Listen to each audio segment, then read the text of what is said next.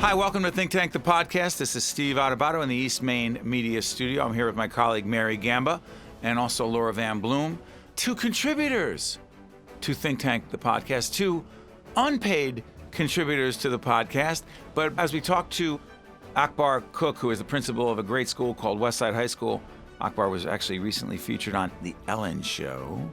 We actually sat down with him, and it was a great conversation. Mary, tell folks how they can find out about our stuff. Absolutely. To hear our Think Tank podcast, you can subscribe on Apple Podcasts or on Google Play. You can visit our website at steveadubato.org. That's ADUBATO. And you can also follow us on Twitter at Steve Adubato and on Facebook at Steve Adubato PhD to check out our content. Thanks, Mary. Laura, let me ask you this. Akbar Cook. You were there when we were taping this program. He's the principal of Westside High School. He has an after-school program called Lights On from 3 p.m. to 11 p.m. Why does he have such a program in the heart of Newark, in a very rough, tough, crime-infested neighborhood? Why is such a program so important? He's making a huge positive impact on those kids' lives because after school and during the evenings in a lot of urban communities is when kids get into trouble. They don't have structure, or many of them don't have structure or guidance at home, so they are literally out on the streets running around getting into trouble. So what Akbar did with his Lights On program was to provide a place for kids to go that was safe, that was fun. He provides games and video games and sports and stuff, a place where they could go and convene and be kids, but in a safe environment. And it goes up to like 11 o'clock at night. That's right. It's not just, it's like 6 to 11. It's a long evening. It's a big deal. I think Akbar must sleep at that school. I think it really shows his passion for really helping these kids, because I'm sure there's tons of other principals and administrators out there who want to help, but this really goes above and beyond. This goes beyond classroom time. This goes beyond teachers' teaching time. This is a way to really impact their lives beyond school hours. By the way, that was Laura. This is Mary. Both of them have teenage sons. We have teenage sons, and of course we worry about them being safe. Mm-hmm. This is different, isn't it, Mary? It is. And he took it even one step further to tackle an issue of bullying. He had installed washing machines. Washing machines? It sounds insane when why do they need washing machines? Well, this way the young men and women could wash their clothes while they're there from 6 to 11.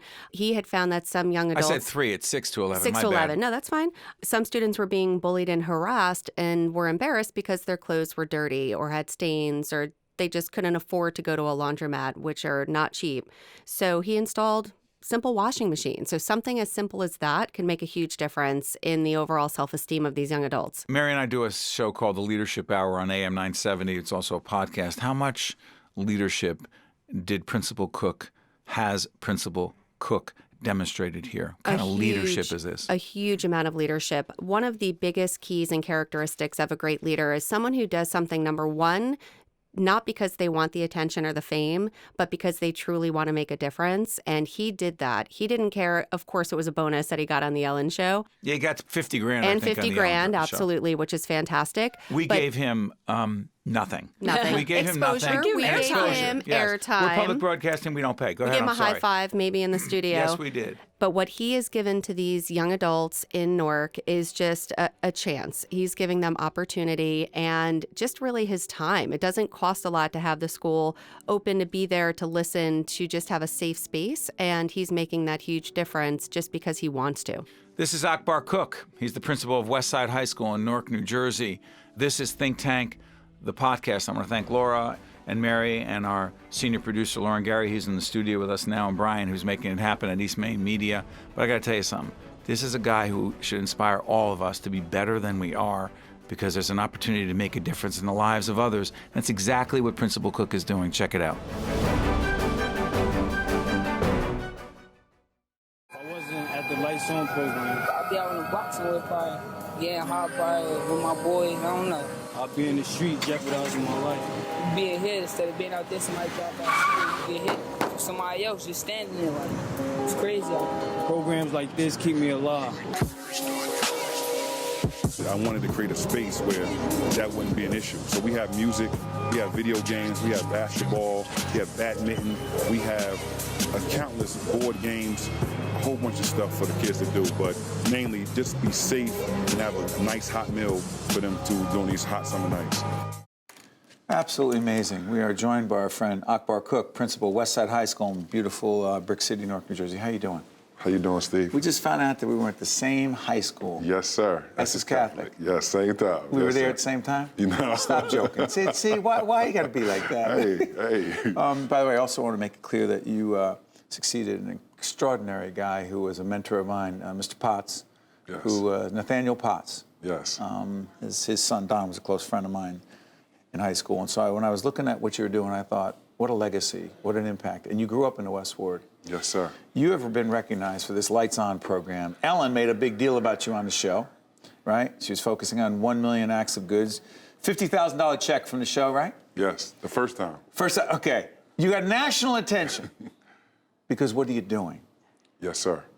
So the big thing was the laundromat was the first thing. Describe that. So we were having kids staying home. My attendance was very low.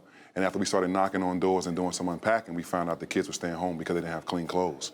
So what better way for me to remove that barrier than to put a laundromat in the school? I didn't know it was going to be so much politics in getting it done. But once it finally got done, we've been doing so many loads of clothes now, and my attendance has went up 10%. So we've removed that barrier, and now we're moving in the right direction. Principal Cook, why do you do this?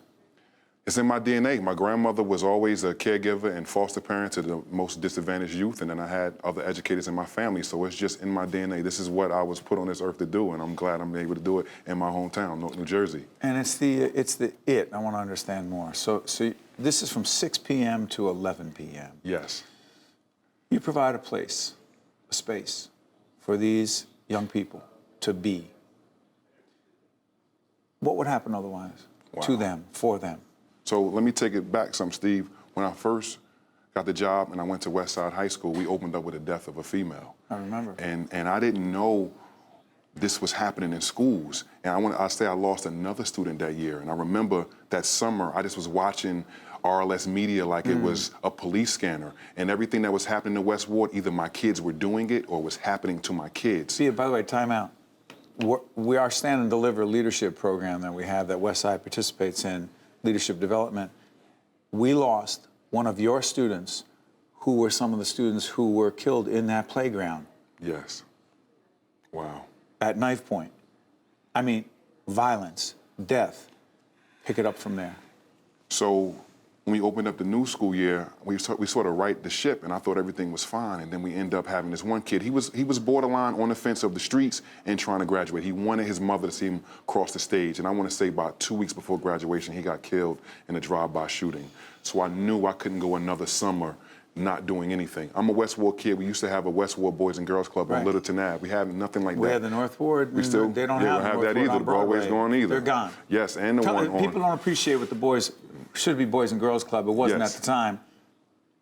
It was a place. That place doesn't exist anymore. So you picked up the slack. Yes. So I opened up my school from 6 p.m. to 11 p.m. Monday, Wednesdays, and Fridays. One, I just wanted to feed them because they weren't eating. I found out through other sources that the babies weren't eating over the weekend. So I wanted to do recreation. I wanted to do all these things that would just keep them safe and just let them be kids for that time, because the cops were saying, Cook, this is where crime is most prevalent. So I was like, okay, let's figure it out. First night, I want to say I had 30 people. I had 40-year-old parents, 25-year-old gangbangers, and 8-year-olds. It was like, what do you do? So we end up just kept trudging along and just, rolling balls out and just doing everything. And then I want to say Barry Carter. We all know Barry Carter writes for NJ.com. And He's for Star Legend? Yeah, Star Legend, NJ Advance. Iconic writer. Yes. He's the best.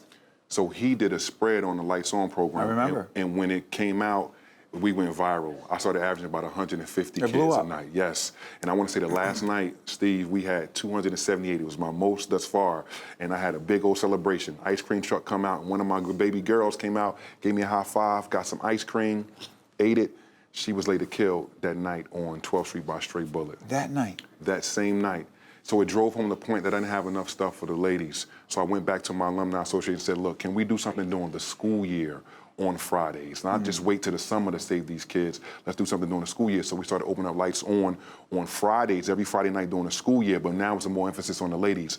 The henna tattoos, the makeup, And now I started averaging 350 participants with more emphasis on the ladies. And the ladies were coming out, and I haven't lost any more kids to gun violence since we did that. And that was 3 summers ago. So it's been 4. This will be my 5th summer coming up. And we've been just trudging along, averaging about 250 every night, including the last Friday night, sir. You've just picked us up. This is part of our Making a Difference series.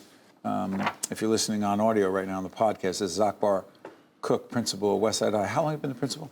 I've been the principal since August. I was a vice principal 4 years prior to that. So here's the thing I'm curious about. The young people we're talking about, that the vast majority of people watching us right now may care about, but they can't relate to directly. Explain to folks what they want and what they need from all of us. My school is 100% free and reduced lunch. That means most of my population comes from poverty. I look at it as a sense Meaning of... the federal government has deemed them to be appropriate candidates to receive it, which means it's a poverty issue that's big. Yes, sir. My whole building.